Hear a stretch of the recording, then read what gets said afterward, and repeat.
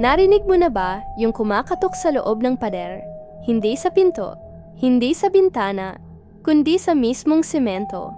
Pero, ang mas nakakatakot, minsan, pinubuksan ng pader ang sarili. Sa isang lumang paaralan sa bayan ng San Lazaro, may isang gusali na matagal nang isinara, ang Building 3. Mula pa noong dekada 80, selyado na ito at walang sino man ang naglalakas loob na pumasok.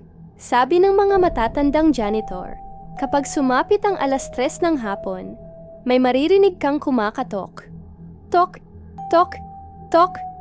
Galing sa loob ng isa sa mga pader doon. Para kay Rina, isang journalism student, ito ang perpektong material para sa kanyang thesis tungkol sa mga urban legend ng probinsya. Kasama ang mga kaklase niyang sina Marco, Jen, at Luis. Nagpasya silang gumawa ng isang video documentary tungkol sa misteryosong gusali. Perfect to prey, real haunted story. Views guaranteed, sabi ni Marco habang inaayos ang camera niya. Pero bago pa sila makapasok, hinarang sila ng isang matandang god. Tinitigan sila nito ng seryoso.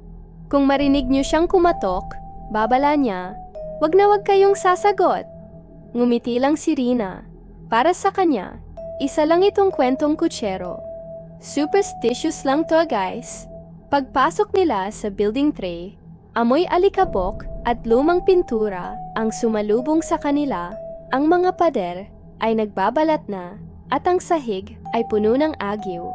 Habang nagre-record si Marco, may napansin si Jen. Sa isang partikular na pader, may mga marka ng kamay. Hindi ito pintura. Parang hinulma sa semento. At tila ba nagmula sa loob. Paglabas nila, tinanong nila ulit ang guard.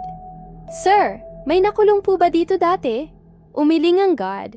At sa mahinang boses, sinabi niya, hindi siya nakulong, siya mismo ang pader. Hindi nila naintindihan ang sinabi nito, pero hindi sila nagpatinag. Kinagabihan, bumalik sila para mag-shoot ng night footage. Habang nagsiset up ng mikropono si Luis, bigla nilang narinig. Tok, tok, tok. Mahina, pero malinaw. Hello? Anyone there? Paibirong sigaw ni Marco. Ang sagot, tok, tok, tok. Mas malakas, mas mabilis, at pagkatapos, isang boses ng babae ang bumulong mula sa sound recorder. Tulungan mo ako. Kasunod nito, isang mahinang iyak. Nagkatinginan silang lahat. Pinuntahan ni Rina ang pader at idinikit ang kanyang tenga. Doon, sa gitna ng nakabibinging katahimikan, narinig niya ang isang bulong na parang para lang sa kanya. Rina, ikaw ba yan? Kinabukasan, hindi na mapakali si Rina. Nagpunta siya sa Municipal Hall para magsaliksik. Sa mga lumang papeles, nalaman niyang may isang estudyanteng nawala noong 1983. Ang pangalan, Marina de los Santos.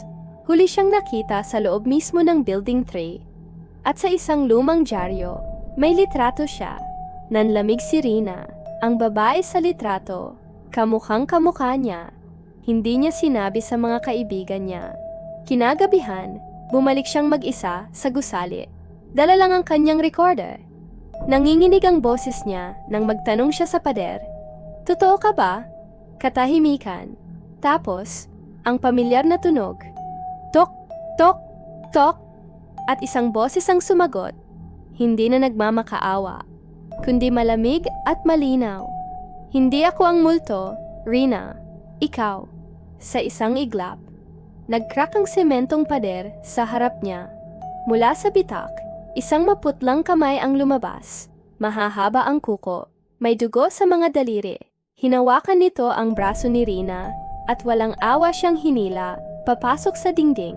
Kinabukasan, wala nang Rina na natagpuan. Ngunit, sa footage ng kamera na naiwan niya, may nakita ang pulisya. Sa likod ng pader, may bagong marka ng kamay na nakaukit sa semento.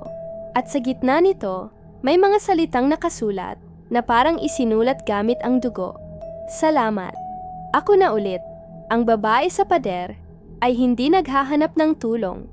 naghahanap siya ng kapalit. At sa bawat henerasyon, pipili siya ng isang kamukha niya para ipagpatuloy ang kanyang sumpa.